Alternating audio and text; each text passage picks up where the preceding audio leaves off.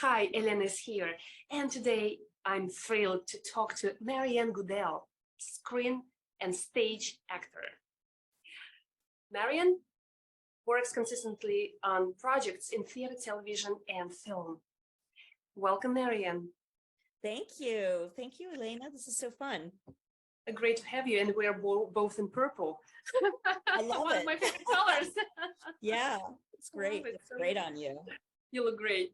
Thank you. I love your top and your makeup and your hair. So you look great today, yes. Like always. Goodness.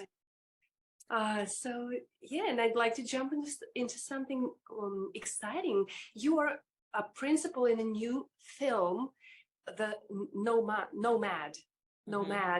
uh, which will be released in 2023 this year. It's already released. It's already released. Yes. So it's available to rent or purchase on Amazon and iTunes and a few other platforms, but those are kind of the main big ones. But we did have a screening, like a premiere screening a couple weeks ago at the Regal Cinema on the Lower East Side. So with a red carpet and everything, it was really fun. The film it's a feature film, and it was written, directed, and produced by Daniel Diostato, who is a man. He moved to the US from Spain 10 years ago with his partner, and their dream was to make films, and they've made a number of films in Spain and here, but this is the first feature that he's been able to make since being in the States. And so he really put everything into it. I mean, it was absolutely a labor of love. It was a SAG feature, and it shot in October and November of 2020. No kidding. So before, how did you make it work? He made it work. We had a COVID officer on set, SAG sanctioned COVID officer. So every day we would have our temperature taken. We had tests taken regularly, like every 2 or 3 days, I think. I was on set for 3 days, so I probably had like two tests total. We had to wear masks, even though a lot of the scenes Daniel spent after, when the pandemic hit, he then spent some time rewriting some of the script to put a lot of it set outside. So that was very smart. So my role, I play the mother of the lead actress, played by Lauren Biazzo. My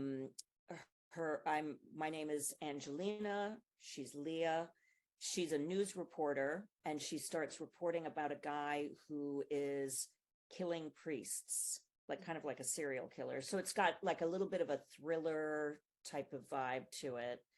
And and there's 3 principal roles: hers, the guy who's the killer, and then this other woman who's the partner of the director.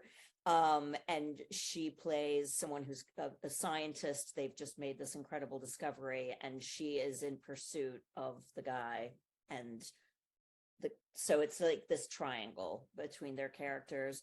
But how I come into play is like, my daughter comes to see me every day, and we sit outside on a bench in the park because I am in a like assisted living facility because I have early onset Alzheimer's.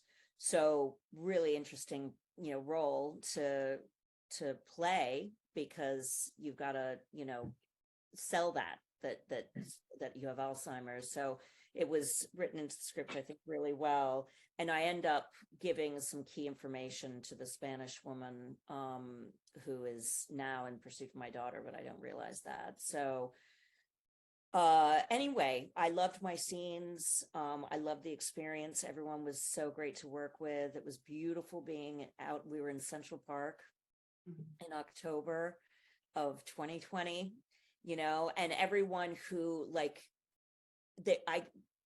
he did it so well that like you could see that there were people in the background, like on the streets or whatever, but you didn't see masks, and everyone, even outside, was wearing masks in those days. So it was, there's no trace. You don't know that it's COVID. But it took, of course, because he also edited it. So the post-production took a longer than usual. And that's why it's been, I think, it's gone to some festivals. Lauren actually won an award for Best Actress at one of them. And then, now it's finally out there for the world to see. And it's great. I love it. And I'm happy with my work. So the storyline is so complex. Very, It's even so more. engaging, I don't want to give it away because it's even like more like the thing that sort of precipitates all of this is this scientific discovery, and I'm not going to tell you what it is. No, don't tell me. But no, it's good, and it's an interesting story. What is your favorite scene to work on that film? I know you liked everything, but what was most maybe fascinating? So I had a really fun scene.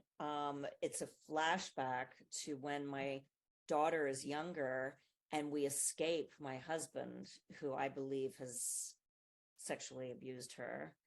And so it's a fight scene, and I'm like fighting with him. I'm trying to get in the car and get my daughter in the car, and I'm pushing him away, and I stab him.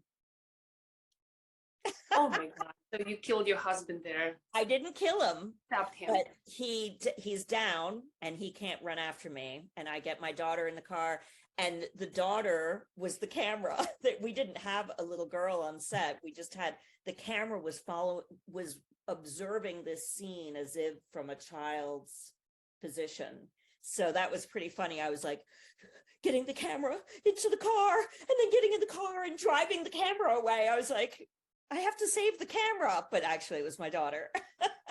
It's so it's worth to see the movie. Oh yeah, it's so great. And I, because at my age, get to do a lot of those sort of action scenes. So that was a lot of fun. But, like I said, the all my other scenes were in the park on that bench. I think I had 4 of them.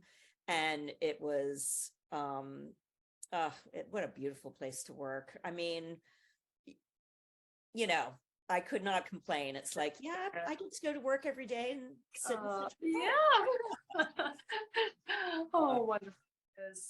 It's really worth to see. And so please share later a link to this movie. So Amazon, it's on Amazon. People can watch it, purchase video on Amazon and other sources. Right. So I'll include it in. What I might do is link to the website, and then that way people can even better. Just pick.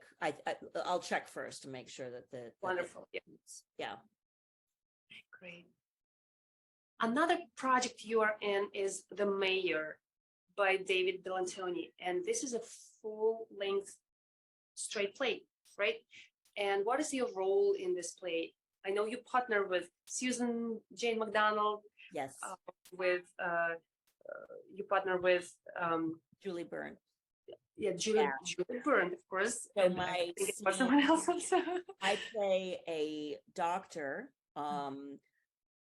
who isn't a psychiatrist, but she does conduct a survey, a sort of psychiatric evaluation, I should say, of Julie's character, because she has Alzheimer's. And just a little note, Julie Byrne plays the mayor there. That's right. Yeah. So she's the mayor of a small town in Vermont, but she is starting to exhibit the signs of some form of dementia. And she comes to the doctor with her daughter, played by Susan, to get a diagnosis. And so I conduct this evaluation, and then Julie leaves, and then I have a conversation with Susan, and then Susan comes back to me again for another appointment because her mother ends up making this kind of shocking accusation. And then there's a really intense and dramatic twist at the end, which again, I'm not going to tell you about. but it's well, you saw the reading on Zoom, I think, so you know what it is, but Yeah, I watched the reading really with is, ATC Studios. yes. And Yeah. so this is going to be a reading as well, a staged reading. So we're going to be on our feet, but scripts in hand. And you know, minimal blocking, like we'll have a table and chairs. It perfectly, you know, suits each of the scenes. And at a location in Manhattan, Polaris, I think Polaris North or something like that. So, you know, we'll have an audience, and it's a free reading. And For the industry people, right? Mostly for Broadway producers. That's right. Yeah. Yeah. Mhm. But, you know, we'll be inviting family and friends because we obviously want a nice audience there. And so I love working on new plays, and giving new writers opportunity to have their work, you know, come to life in front of a live audience is like my jam. And this process, through the rehearsal process, has been very collaborative. And so as actors, we have been, you know, we've been able to give input and as the play develops. And David is very good about hearing people, you know, giving people a voice that way and using what works for him. You know what I mean? Like, obviously not everyone, you know, he's the one who ultimately is writing the whole play. So he's been doing some rewrites along the way. And so I think it's just been a really great process for everyone. The cast is phenomenal. And we're all super committed to making this happen, you know, making this dream for David happen, like get this play up, and hopefully a producer will pick it up. I That's the dream. cross fingers. Absolutely. Yeah. I'm sure it will be produced. So yeah. It's a great story. Yes. Great story. Really. Yeah. And it has changed a little. So actually it's changed, you know, there's quite a bit, but the main thing that was there before is there. Like, that main storyline is still the same, is still the same. Sure, makes sense. He did rewrites, absolutely reasonable. Yeah, maybe he will do even more rewrites. We don't know, so it's up to him. But the result will be amazing, I'm sure. Yeah. So, yeah. I'd love to ask you this question, a little personal, because you're a mom of three children. So to me, it's like one child is a full-time job. 3 children is three full-time jobs. 3 full-time jobs. Wow. Crazy. Well, how do you combine? How do you combine your acting career, which is absolutely amazing, stunning, and you're a successful actress. So how do you combine your motherhood with your acting career? And my second question regarding this, how being a mom of 3 children impacted or challenged your career? So I didn't really start my career, pursuing a career in acting, until my youngest went to college in 2015. So we were living out in Connecticut, raised the 3 kids, and I started commuting into the city to take my first acting class ever at the Barrow Group, which I loved. I did a 1.5-year program there with a friend of mine. We would come in together. And then I convinced my husband to move into the city from Connecticut. So we live in Brooklyn now. And, you know, our kids are all grown and off on their own. My oldest son turned 30, and he's about to be a dad. So I'm going to be a grandma. Oh my God. Yeah. Congratulations. Which I'm very excited about. The only issue is they live far away. They live in Asia, but I'll be going there, believe me. Oh my God. So, you know, I was pretty much, my schedule was my own, but it is true that, you know, once a mother, you're always a mother. I mean, even your adult children need you from time to time. And my husband, the biggest kid of them all, but I mean, I feel very fortunate that I've had so much support from my family, my husband in particular, and but my kids are super supportive of what I've done, and I think um admire, like, and I know they're friends too. It's like they realize that you can always reinvent yourself. There's always a chance to like try something new or change things up. So I'm happy that, I've been able to model that for them. And, you know, there's I draw so much on my experience as a mother in acting. Like I also did training in Meisner technique, and we use something called as ifs to like kind of inspire, our imagination. And so if there are circumstances in a scene or a play or whatever are really intense, like someone's died or um you know something tragic happens, right?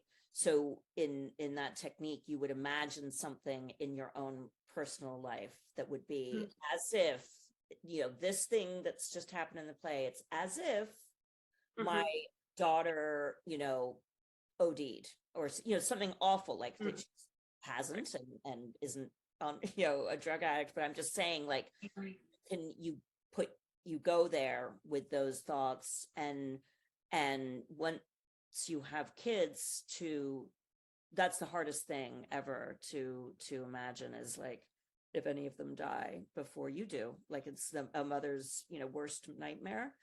And then the deep love also, on the positive end of it, bringing that into the work, like if there is those kinds of moments, trying to capture them and like recalling that feeling of deep love for your children. So This is great that your family is so supportive of your career, and that's why you accomplished so much since you started acting. It's thank just you. amazing. Well, it's interesting because I remember going to one of those like kind of meet and greet things that you do when you're trying to meet agents or managers. They call it the pay to play. And this was when the network, Paul Michaels, the network was still up and running with those workshops.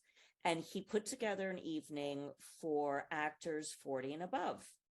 So everyone we were seeing that evening, we saw, I think there was a manager, an agent, and maybe one or two casting directors. So we kind of went room to room. We had a schedule and went around and presented a scene and then had a chat.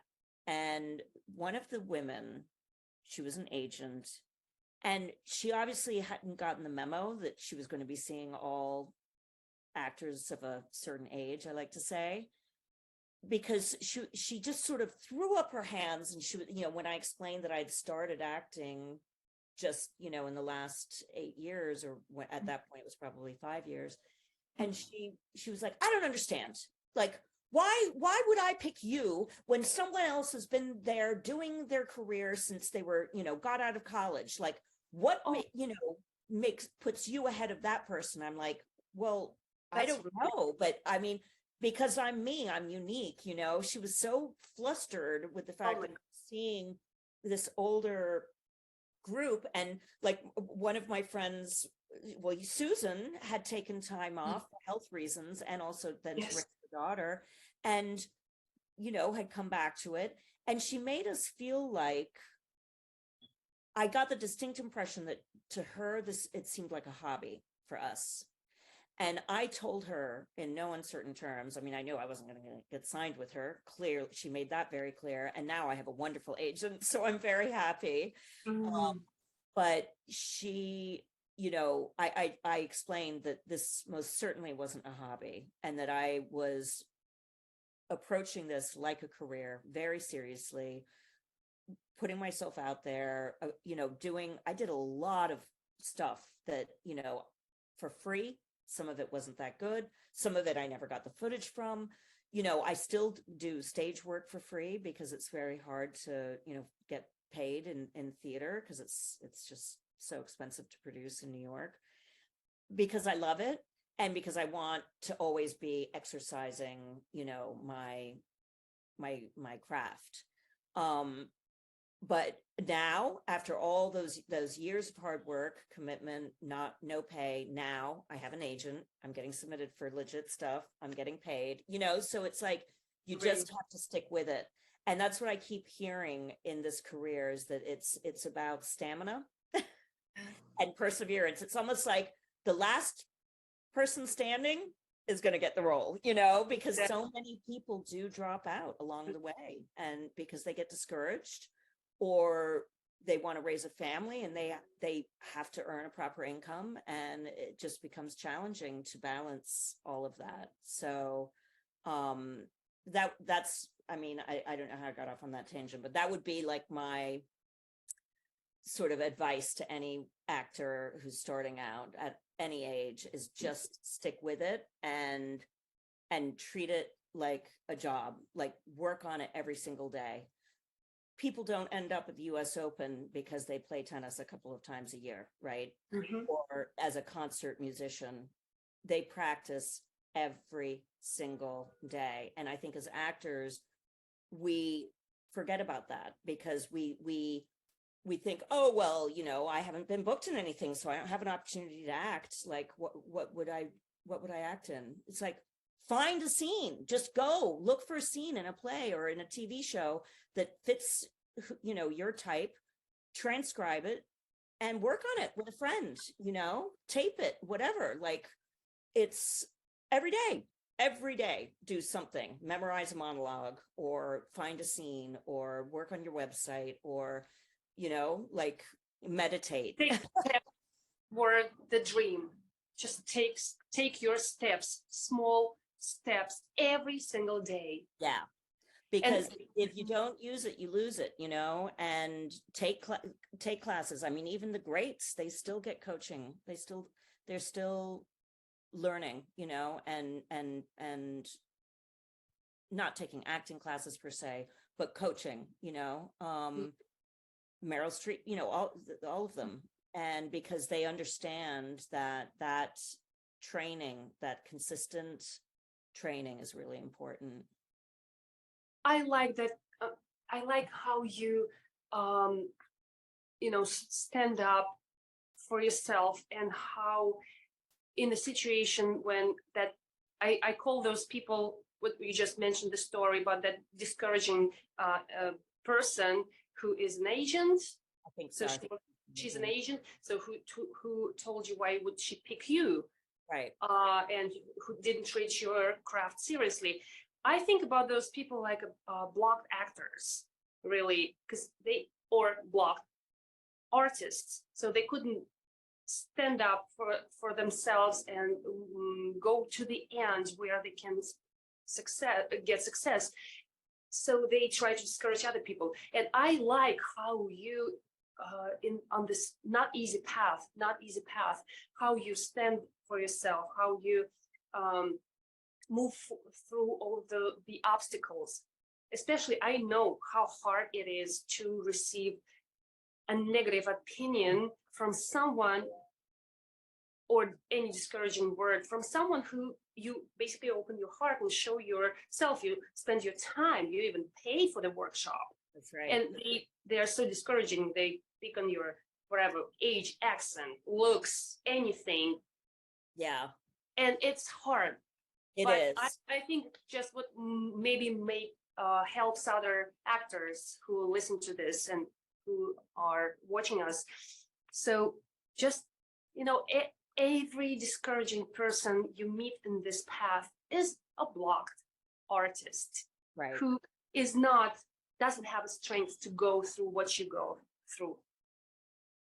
Yeah, you know, and who knows, you know, where they're coming from, but you've got to be able to shake it off. You have, you know, and move on. And I think, like, I'd say that one advantage of starting this at an older age is that as you get older, you kind of stop giving a fuck. And you have an experience, amazing life experience, which you can't learn in school. You cannot buy it. Right. And it belongs to you. You're more confident in who you are. Like, when I graduated from college, and I did a lot of theater in college, but I knew I I just felt like I didn't have what it takes to go to pursue acting then. That I didn't think I would be able to handle that amount of rejection. And that's just being like honest with myself, right? Like really understanding like what I could handle or not handle. And I didn't think I had the talent. And so I was just like, I'm not going to do it. And I actually worked in administration for a little while. I was in worked at a pub theater in London, which was really fun, in the offices, like producing side. So, but now I guess I can handle it. I mean, I send off those self-tapes, man, and it's just like the black hole of Calcutta. I mean, you don't hear anything back. You have no idea. And you just move on to the next one and the next one and the next one. I like to tell people I'm a professional self-taper auditioner. That's what I do. The pay stinks, but works pretty steady. I love this one. Yeah. I mean, when you think about all the self-tapes we send in, like for 20 self-tapes, maybe you do one booking, and that would be a good return. Honestly, that would be, yeah. I actually don't even want to think about it. But it takes courage. It takes courage to do this, to constantly do your work as an actor. Yeah. Even if you don't hear back from people you spend time to submit your self-tape, it's still you are courageous. You do your work, and it pays back. That's right. Thank you. Yeah, no, it does. Just stick with it. You're a living proof of it. Yep, it will happen. Dreams come true. Sure. And Marianne, I like always to speak about financial part of our industry in my channel, because art must be supported, but by financial component. So I know you are.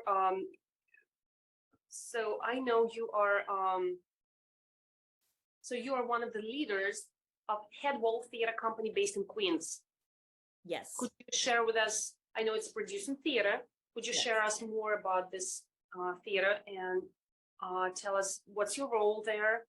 I know you deal with financial part of this non-for-profit organization, and what people can benefit from collaborating with this theater. So what we can basically, get being involved with the theater. Right. So Headwall Theater was founded by Michelle O'Rose, who lives in Queens, is raising her family there. She has 2 kids. And I met her in 2018. I auditioned for her. She was putting up a production of Feminine Ending. But the timing didn't work out for me, so I wasn't able to do that. But then in 2019, I was in 2 productions with Headwall. Both were performed in Astoria at a little black box theater. And I loved working with Michelle. She's just wonderful, wonderful director. She has a background in acting, and she really, really values actors. That's like her thing. And she chose 2 phenomenal plays. In fact, she asked me, like, because after our first meeting and audition, she reached out to me and said, I want to work with you. And are there any plays that you want to do? And I suggested a few plays, and she ended up producing them. And one of them was called The Other Place by Char White, which one of your other questions is on about favorite roles. And that by far, I played the lead, and it was just the most incredible opportunity to play just an amazing part. Also a person with early onset Alzheimer's. The Other Place was on Broadway, had a Broadway run. Char White has a play on Broadway right now, actually, with Nathan and Zoe Wanamaker, called Pictures from Home. So he's a very accomplished Broadway produced writer, and his writing is fantastic.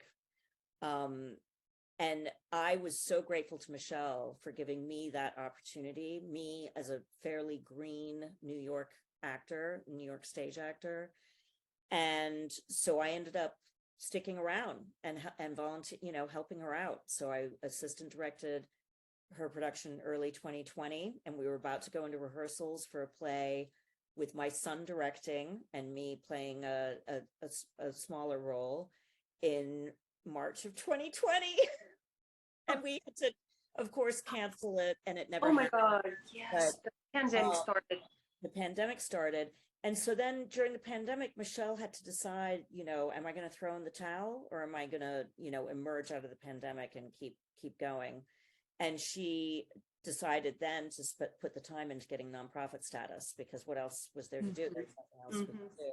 And Smart. she produced 2 virtual productions as well during that time.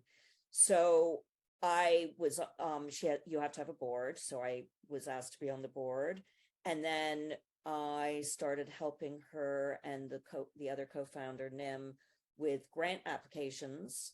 And they're very extensive and very difficult to do. I mean, people have careers in writing grants. That's how hard they are. And we had to put together a budget, of course, like a 3-year operating budget. And that's one thing that just Michelle has, she just runs to the hills. She's no level of comfort around finance budgets and things like that. So, but you do. You have I'm level comfortable with numbers. I'm okay with it. I don't have an accounting background. So in terms, I had to look at a budget template and I had to sort of get my head around it, but I figured it out. I went to workshops. In fact, I just went to a 4-hour workshop this past Saturday on budgets, because Michelle very wisely joined this umbrella organization in New York called ART, Alliance for, I think it means Alliance for Regional Theaters. And they provide an incredible amount of support to theater companies, small and large. At this budget meeting the other day, MTC was there, Manhattan Theater Club, which is a huge off-Broadway theater. I was sitting at the same table with the guy who does the budgets. And, I was like, oh my God. So we're a small company. We can afford at this point only to do 1 full production a year. Before the pandemic, Michelle had this great arrangement with the Greek Cultural Center to rent their black box, and it was so affordable. I mean, it was a good space, but she and her husband is the technical director, and that's his background, and that's what he does professionally. He does big events. He does lights and sound for big corporate events. And they cleaned up that. I mean, they did such a nice job of helping that the Greek Cultural Center really, fix up their theater. But coming out of the pandemic, they've decided to focus more on Greek programming. So that was no longer available to us. And the prices have just gone up everywhere. It's the price of renting the venues that's just unsustainable. And ticket sales do not cover it, period. If you want your tickets to be affordable, so we try to keep it at $25. And we also make a certain number of seats available on discounted sites, because it's very important to us to have a way for people to come, who maybe can't afford it. Sure. So, and we want to, a big thing for our first production, which was this past fall post-pandemic, we did a reading series earlier in the year. So that's been a model we're going to follow for now until we get some kind of funding, but we'll do 2 to 3 readings of new plays, 1 night each. It's very, doable. And then a big full stage production in the fall of of a new play. And so we're hoping that the reading series will provide material for us that we're going to want to produce in the future. And so far it has. And our big focus now is to pay actors. And so that means just doing 1 show, because that's all we can afford to do. Then that's what we do. But we will not go back to not paying actors again. It's a nominal stipend, honestly, but we try to pay the actors, the director, and the writer, and the stage manager. So we did get a grant this year. So we're really proud of that. Congratulations. It's a big step in the process. Yeah. And there's so many grants out there. I mean, we managed to get 5 applications in before the end of the year of 2022. So, and I'm telling you, it's hours and hours and hours and hours. And Michelle and I meet every week at least once, and usually from anywhere from 2 to 4 hours. And we work right now, like this morning we had a meeting with, and it's on Zoom, with our mentor provided by ART, who will, it just free of charge, meet with us as much as we want. We meet her once every 2 weeks, maybe for 1 hour. And what she's helping us with right now is a document called Organizational Profile, which is kind of like a guiding document for your theater company, that really, you really drill down to what are our values, our principles, like how do we run this company? And what we've discovered is that we are trying to be like a bottom-up style company. We're very collaborative, and that the most important thing to us is kindness and respect, and that people treat each other with kindness and respect, and that everybody can be heard. So that's more important, and giving opportunities to people who might not have much experience. So, or who don't have like our director for the fall, Michelle was committed to giving him an opportunity to direct, because he just, he's a director and he doesn't get those opportunities much in New York. So, and she wanted him to choose the play. She wanted him to be passionate about it. So more important to her was making his dream come true than her producing something that she's interested in producing. Do you see what I mean? Like, some organizations pick the plays and then find the directors and attach them. In this situation, she picked the director. In my situation, 2019, she picked the actor, and then she asked me to choose, what plays do I want to work on? So for her, it's the people is really the driving force of Headwall Theater. Headwall is a mountaineering term, actually. Her dad was a mountaineer when he was younger. And apparently the headwall is the final part of the climb of the mountain, when it's like, it takes everything you've got to make that final summit, to the top of the mountain. And that is what Michelle wants Headwall to be, Headwall Theater Company, for artists and actors, a place where they can take those risks and make that final push and get to summit their, artistic pursuit. So I mean, how can I not help her? It's just like, and work for this company. It's just such a fabulous model. I love it so much. But finance is nice. You're a great team. Yeah. But financing is hard. We do like a GoFundMe type campaign in November on Giving Tuesday, and we raise money to put on the reading series, and then the ticket sales from the reading series goes into the fall production. So what is the production, the full production the theater is working at this point? So right now we've got a reading coming up on March 25th of a play by a playwright. We did a reading of one of his plays last year. He's an incredible writer. And he's also based in Queens, and that will be in Queens in Astoria, the Broomtree Theater. And then we're going to do a second reading probably in May of a new work to be determined. And the fall production is going to be a play that Michelle wrote called 1 in 4. And it is about her personal experience with miscarriage. So can the playwrights submit their work to your theater? That's wonderful, because I'd like to ask you also to share the link to the website where they can find the application form and go through this, and some contact information about to help in this process. This is important to know. Yeah. So absolutely. No, your plays great. Looking for new work. 100%. So it's good information. This is a good information for playwrights. Absolutely. As well as for actors, because they can cast for your shows. for the readings. They can audition for your shows, for your readings, for the final productions. This is important to know. So you provide a platform for actors, directors, and Writers. all writers and playwrights well, everyone from the industry. I'm sure set designers as well, because when the production is done, it's ready to go. You need set designer. So it's like you providing with jobs in acting industry, which is amazing. So I definitely would love to share this with people who are interested to collaborate with your theater. Great. And another very interesting project that you're in is Red Lipstick Gang. It's so wonderful.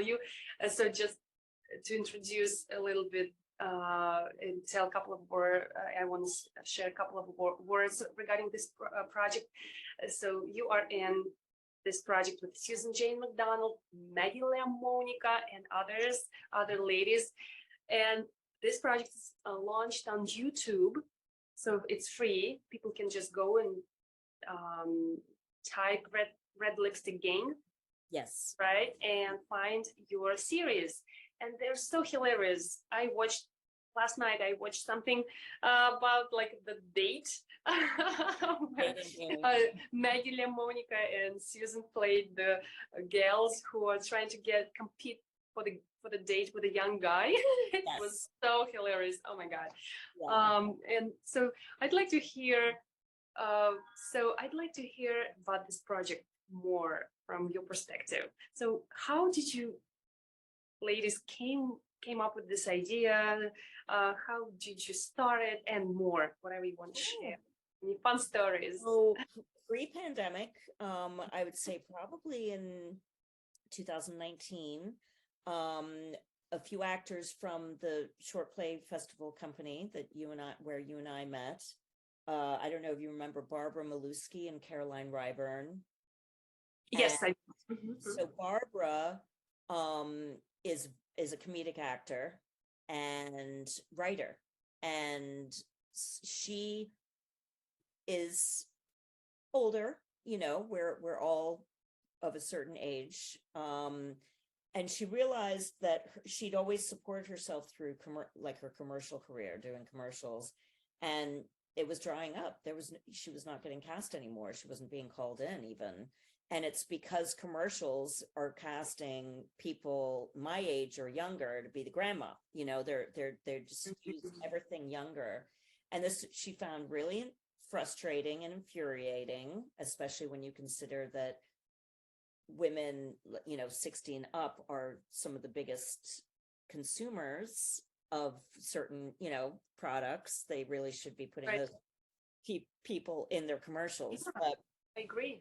So I believe it was her idea, or it could have been another member of the group, Carol Dell'Aquila. But anyway, someone came up with it, and I was invited to join, as when Susan was as well. And we would meet.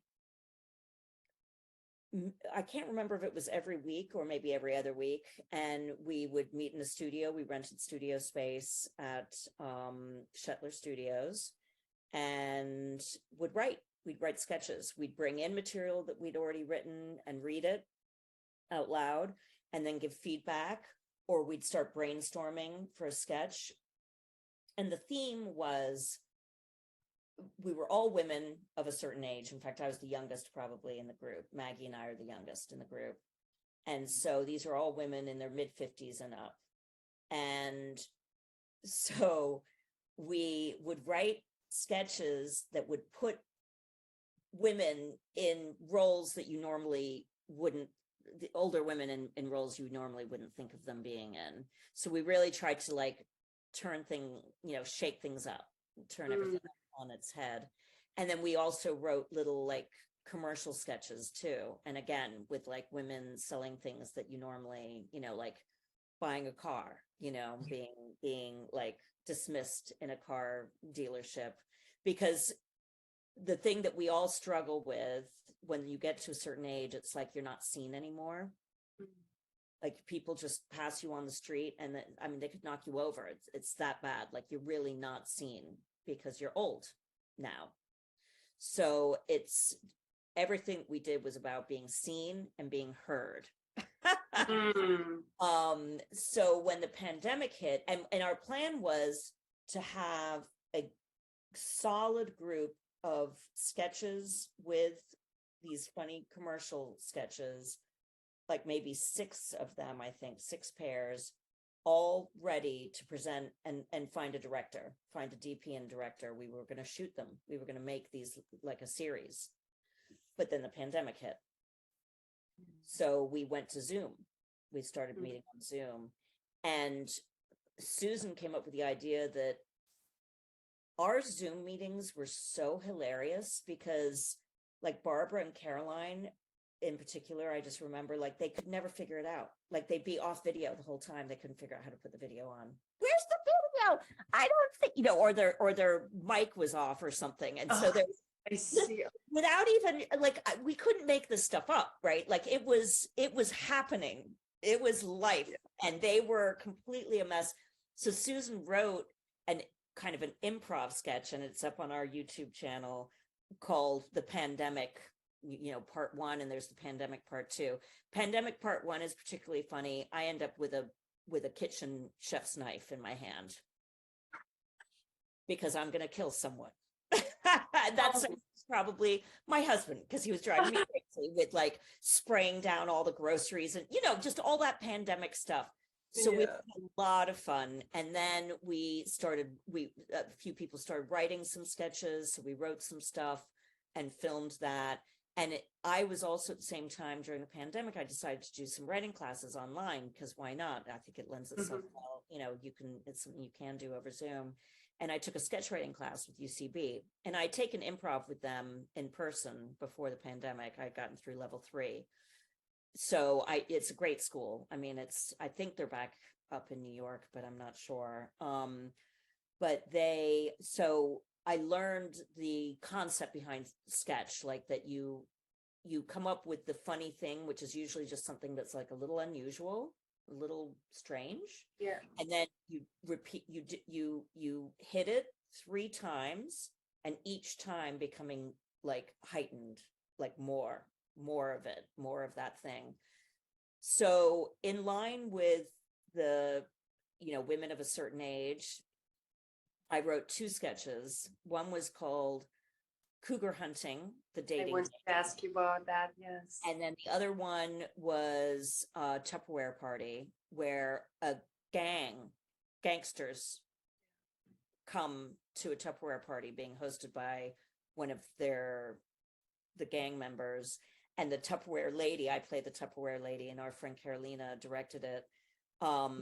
It just, you know, because they're like, they keep slipping about like their gangster activity, like money, guns, this kind of thing, and like stolen jewelry, and like hiding these things in these Tupperware containers. And I'm kind of like, as the salesperson, I'm like, oh, excuse me, what?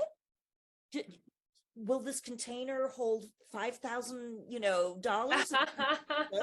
I don't know. I mean, maybe, but that's sort of unusual.